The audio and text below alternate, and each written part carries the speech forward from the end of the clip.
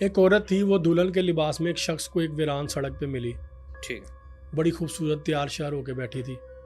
वो शख्स का वहाँ से गुजर हुआ, उसने उससे कहा कि बेबी खैर है, इस वीराने में तुम रात के इस पहर में अकेली बैठी। उसने कहा जी मेरे घर वाले किसी से मेरी ज़बरदस्ती शादी कर रहे थे तो मैं घर से भाग के आ गई। ठीक है। खैर उस शख्स ने हमदर्दी के तहत उस औरत का हाथ पकड़ा, अपने घर साथ ले गया। अगले दिन मौलवी साहब को बुला के उसने उसके साथ निकाह कर लिया। ठीक है। अब वो औरत नहीं थी, वो बेसिकली जिन्नी थी। ठीक है। ठीक है। अच्छा, अब यहाँ पे आने से पहले मैं थोड़ा सा आपको बैकग्राउंड में एक चीज़ बता दूँ। हज़रत सुलेमान अलैहिस्सलाम जिनका कुरान पाक में जिक्र है, इनकी जो दूसरी बीवी है मलका बिल्कीस, इससे पहले कि इनकी बीवी मरियम भी थी। ठीक है। इनकी जो दूसरी बीवी थी ना मलका बिल्कीस, जिसका कुरान पाक में जिक्र है, इनकी माँ जिन्नी थी, उसका नाम था रेहाना, और बाप इंसान था, उसका नाम था शराहिल। ये किताबों में मैंने पढ़ा कि वो जिन्न और इंसान से पैदा हुई थी, और जिन्नात और इंसानों से बच्चे पैदा हो जाते हैं। अब हम वाक़े पे आते हैं। उस आदमी ने उस औरत से अगले दिन निकाह कर लिया। निकाह हो गया। निकाह के बाद 2 बच्चे भी हो गए। वक्त गुजरता गया, काफ़ी साल गुजर गए। अब वो औरत जो थी, वो बीवी उसकी क्या करती थी, रोज़ अपने खामन को एक सोने का सिक्का देती थी। सोने का सिक्का 7-8 साल गुजर गए।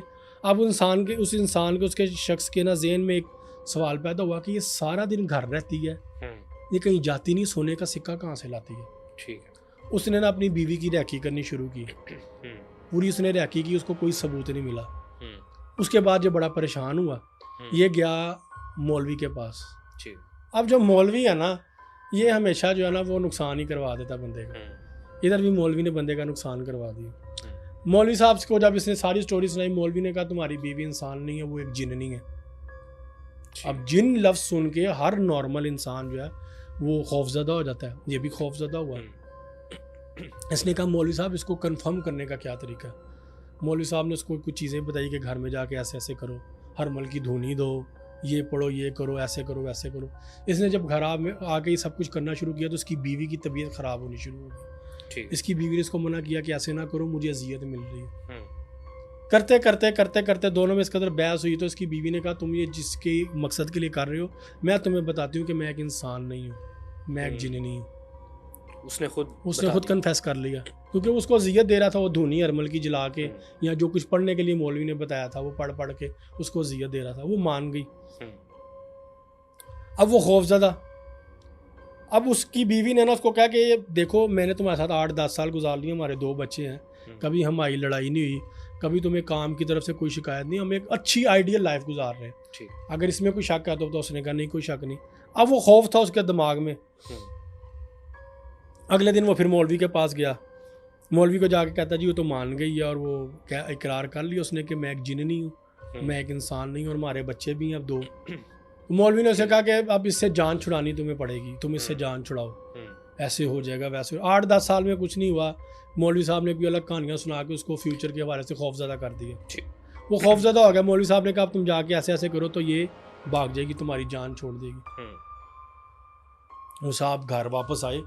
मौलवी साहब ने जो तरीका बताया था वो तरीका उन्होंने अपनाया, और जो कुछ करने को कहा वो सब कुछ किया। तो उसकी बीवी ने कहा तुम ये सब कुछ कर रहे हो तो मैं हमेशा के लिए चली जाऊंगी, मैं वापस यहाँ नहीं रुक सकूंगी। उन्होंने कहा हाँ तुम चली जाओ, जान छुड़ाओ, जान छोड़ो मेरी।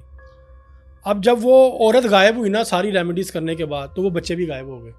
बच्चे भी गायब हुए। अब वो सिर्फ सर पीटने लग गया। तो क्या डॉक्टर साहब बच्चे भी जिन थे? हाँ बच्चे भी जिन थे। देखें जिन्नी से पैदा हुए हैं। ठीक है।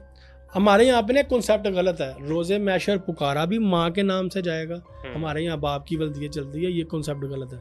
रोज़े मैशर माँ के नाम से पुकारा जाएगा, और ब्लड लाइन भी औरत की चल रही होती है। हमारे यहाँ पे कॉन्सेप्ट गलत बताया गया।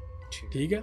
तो वो बच्चे गायब हो गए। उसके बाद मौलवी साहब के पास गया, बड़ा पीटा कि किसी तरीके मेरे बच्चे वापस आ जाए। उसने कहा वो नहीं अब वापस आ सकते, जो कुछ हमने किया था वो टॉप लेवल था और एंड था, उसके बाद वो कभी भी यहाँ ठहर नहीं थी सकती। अब वो सारी ज़िंदगी के लिए पीटता रह गया।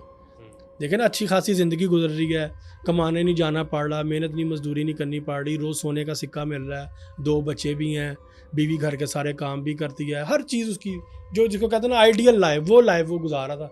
लेकिन खौफ जो मौलवी ने उसके दिमाग में डाला, और उसके बाद उसका घर उजड़ गया और ज़िंदगी बर्बाद हो गई।